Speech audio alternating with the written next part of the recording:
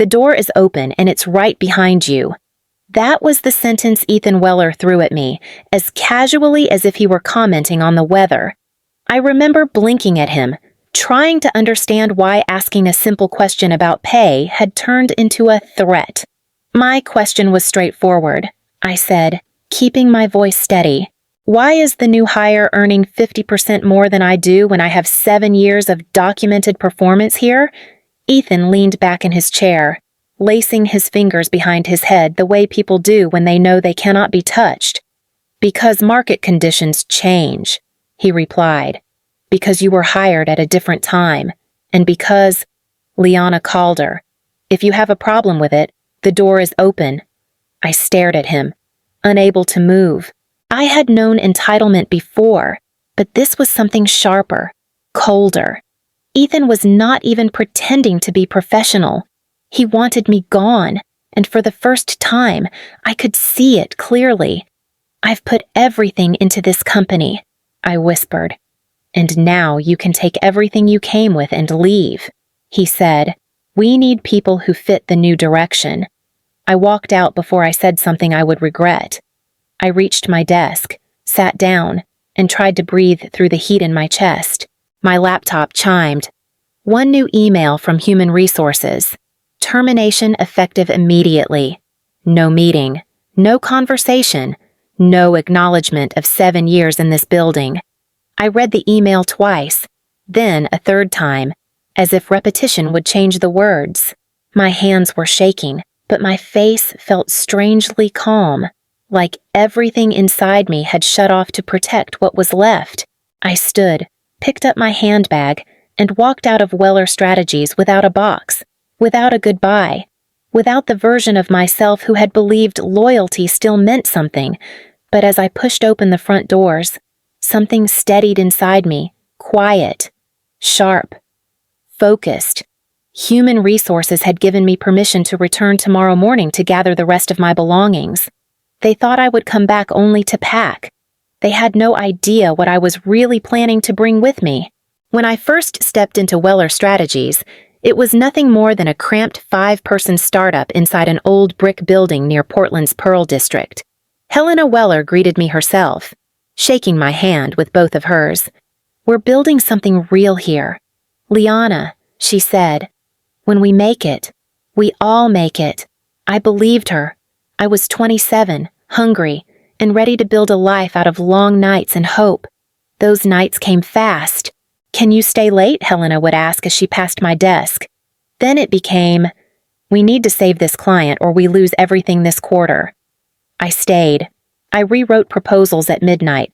I stitched together presentations that other people took credit for. I missed my sister's graduation because a project crashed during upload. I missed my mother's birthday because a client demanded a same-day turnaround. I kept telling myself it would be worth it once we made it. Back then, Helena worked beside us. She ordered cheap takeout, pushed desks together for brainstorming, and laughed off her exhaustion. "We do this together," she'd say. "No one carries the weight alone." Then her son arrived. Ethan walked in like the office existed to accommodate him. "Legacy weight slows down innovation," he told us during his first meeting. I remember exchanging a glance with Mark from design, both of us confused. We were the legacy. We were the reason the company had clients at all. Modernize operations, Ethan insisted. Cut inefficiencies. Reevaluate performance at every level. His eyes landed on the older employees first, then on the ones who had been there longest, then on anyone he did not hire. The tone of the place changed. Helena spent more time in investor meetings, trusting Ethan to make decisions she no longer reviewed. People who had given years to the company were suddenly coached out, performance managed, reassigned to nowhere. I should have seen the pattern sooner. I should have understood that the moment Ethan stepped in, loyalty became a liability instead of a value. I kept believing things would turn back into what they once were. I kept believing I still belonged.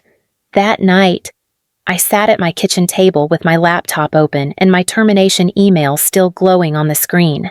Shock had worn off. What settled in its place was something heavier, sharper. I opened my inbox and started scrolling through years of messages, anything that might explain how 7 years could be erased in 15 minutes. A forwarded thread caught my eye. It had been mistakenly sent to me months earlier, buried under project updates. I clicked it open. A salary spreadsheet filled the screen, listing the new cohort's compensation. Every single one of them was earning 50% more than I ever had. The numbers blurred for a moment, then snapped back into focus as if daring me to look away. I scrolled further. A message from Ethan to Human Resources popped up. Legacy staff do not innovate. Stop pushing for adjustments. Another one. Keep them under market. They will not leave. They are emotionally invested. I felt my chest tighten.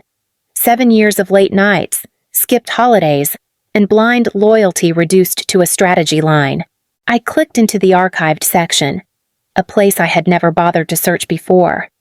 Dozens of threads unfolded. In one chain, Helena had written a glowing review of my leadership on a major client project. I read her words slowly, clinging to them. Liana demonstrated exceptional initiative. Recommend promotion consideration. Directly below it, Ethan had replied, not promotion ready. Keep her where she is. A curt note. No justification. Just power. I opened another thread. Same pattern. Praise from Helena. A blocking comment from Ethan. The more I dug, the clearer it became. I had not been overlooked, forgotten, or lost in paperwork. Ethan had been cutting me down deliberately, quietly, consistently. He had built a case against me, one dismissive line at a time. My hands shook, but not from fear anymore. The truth was finally showing itself, and it was so much uglier than anything I had prepared myself to find. I closed my laptop, breathed once, and let the anger settle into something steady. There was more buried in those archives, and I was far from finished digging. In my first year at Weller Strategies, Helena Weller used to invite me on her early morning walks along the Willamette River. She carried a thermos of coffee, always too strong, and talked about the kind of company she wanted to build. People first, always, she told me. If we take care of them, they will take care of the work. I admired her. I believed her. She believed in me, too. When the firm finally landed its first major contract and the team doubled, Helena shifted into a different role.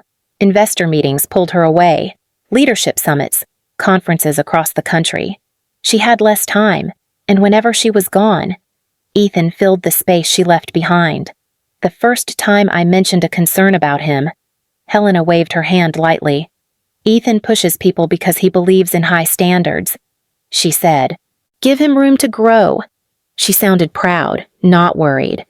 Months later, when he reassigned Mark from design without explanation, I tried again. Helena, something feels off. He treats long-term staff like we're disposable. She shook her head gently. He will mature with responsibility. I trust him more than he trusts himself. I carried her reassurance like a shield, convincing myself Ethan was only inexperienced, not malicious. I held on to the memory of the woman who walked beside me and said no one in her company would ever be undervalued. That version of Helena still mattered to me. But sitting there with his emails open on my screen, the shield finally cracked. She had trusted him with her company, her people, her values. She had no idea what he had done with that power.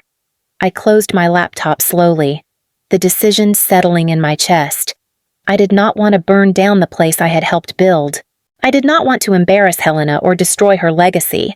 I wanted her to see what had been happening in her name, and I wanted her to see it from me. The night after I discovered the emails, I called Maya.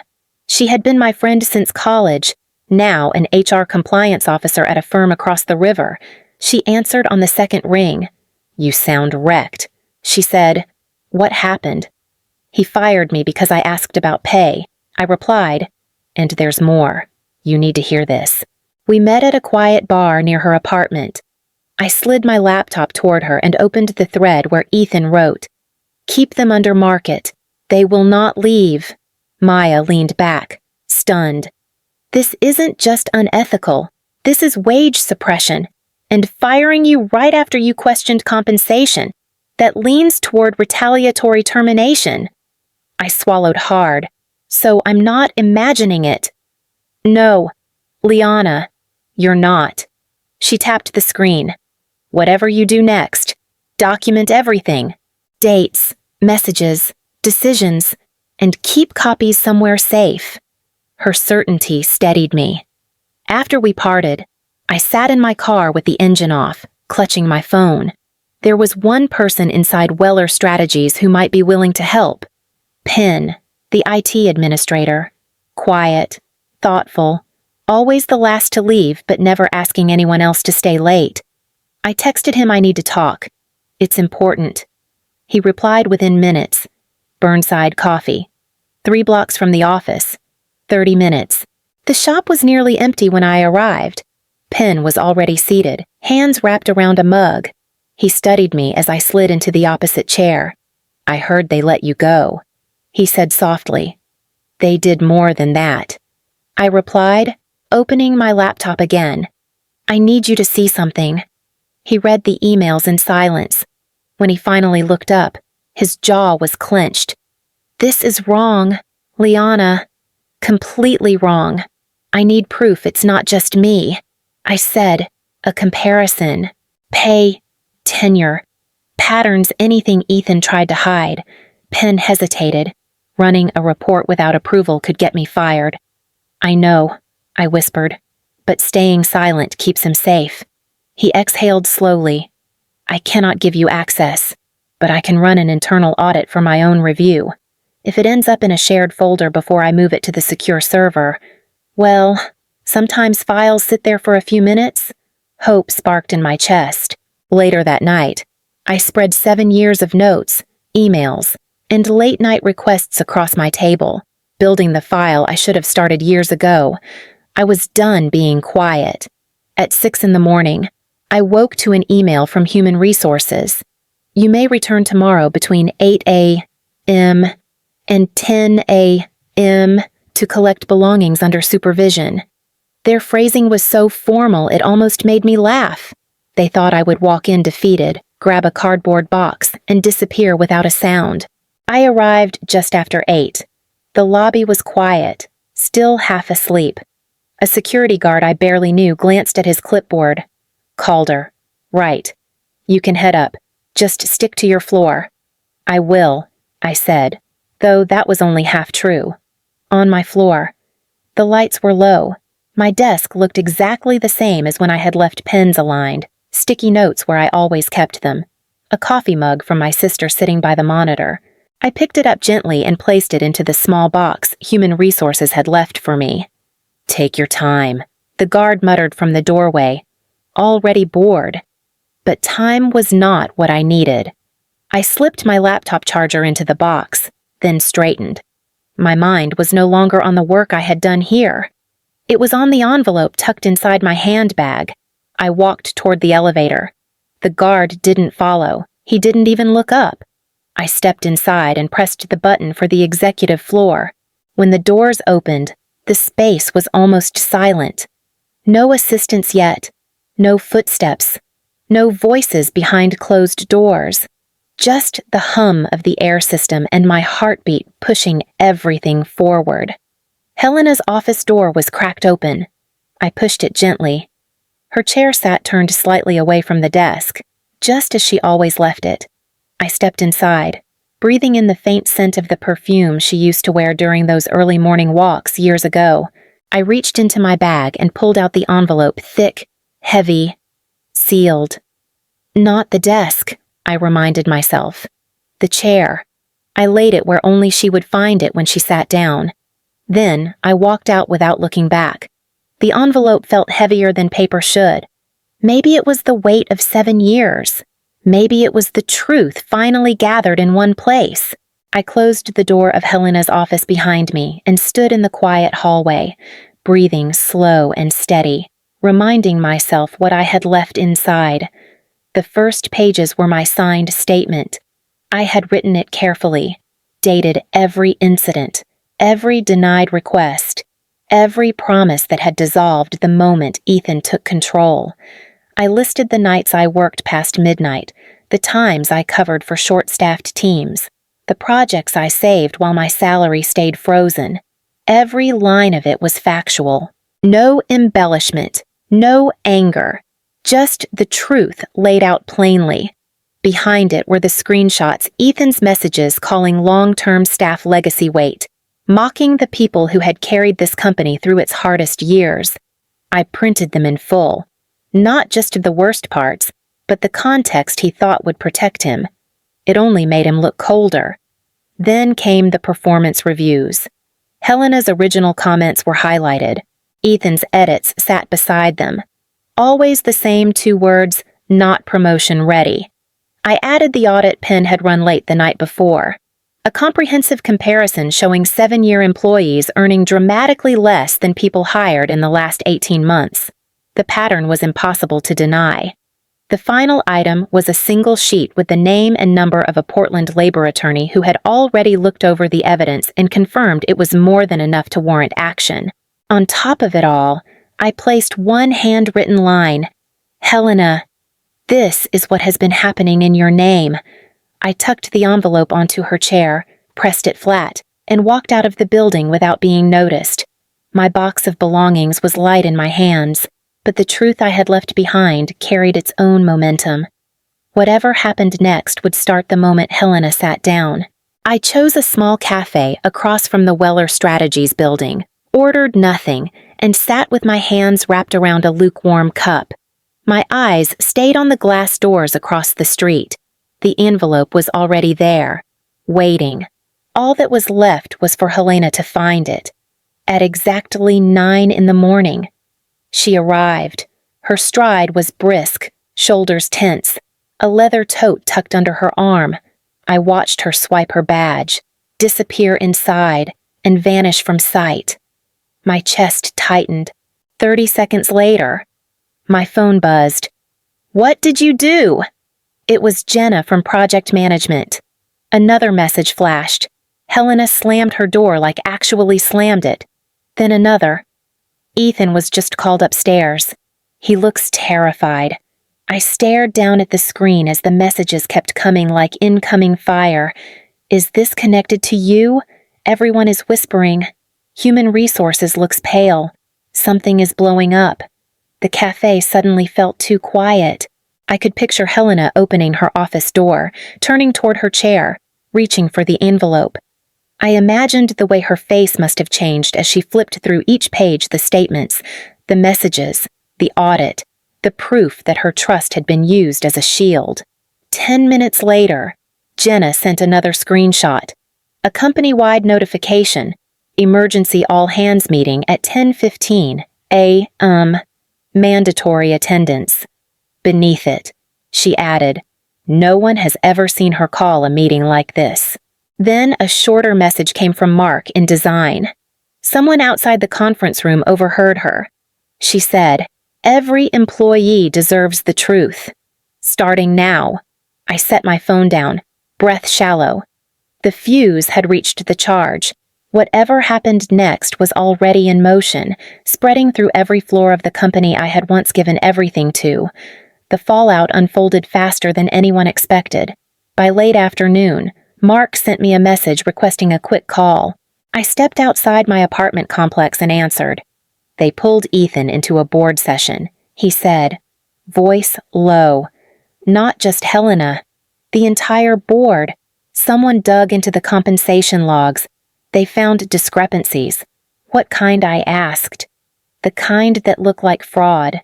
He manipulated the reports to show inflated cost savings. He wanted to negotiate more equity. I closed my eyes. Ethan had not only underpaid people, he had turned that deprivation into a bargaining chip. 2 hours later, another call came in. This time from Jenna. They suspended him, she whispered, immediately. Security walked him out. And get this, he's barred from holding any leadership role in the entire network of partner firms. Permanently, I asked. Yes. The board wrote it into the resolution. They said it was a breach of trust. I let the words settle, not with triumph, but with a quiet, exhausted clarity. The damage he had caused was finally being acknowledged. The next day, group messages flooded my phone. We demanded a compensation overhaul. They agreed. We're getting adjustments. All of us. Employees who had silently taken underpayment for years were suddenly being heard, and this time the company could not ignore them. Late that night, my phone vibrated again. A message from Helena herself. I am sorry I did not see it. Thank you for making sure I finally did. I stared at the words for a long time, then locked my phone without typing anything back. 3 days later, I accepted an offer from a mid-sized consulting firm in downtown Portland. They valued experience. They paid fairly. They looked me in the eye when they said they wanted me on their team. I walked out of the building after signing the contract, the wind cool against my face, feeling something I had not felt in years, room to start over. By the time spring reached Portland, the dust around Weller Strategies had mostly settled. I was months into my new job when Maya called during her lunch break. "You're not going to believe this," she said. "2 more firms just launched internal pay audits. Someone mentioned your situation in an HR forum. It spread fast." I felt a quiet pulse of surprise. I never meant for it to ripple that far. "Well, it did," she replied. "People are realizing they do not have to accept being underpaid just because they are loyal." After we hung up, the messages kept coming. A junior analyst from Salem emailed me asking how to approach her manager about a wage gap. A project coordinator from Eugene wrote that her company had begun reviewing compensation bands after hearing what happened up in Portland. I never advertised anything. I just answered their questions as honestly as I could. One evening, while I was finishing up a presentation at my new office, a text came in from Penn. "Your envelope caused a bigger domino effect than you know," I typed back. "How are things over there?" He replied quickly.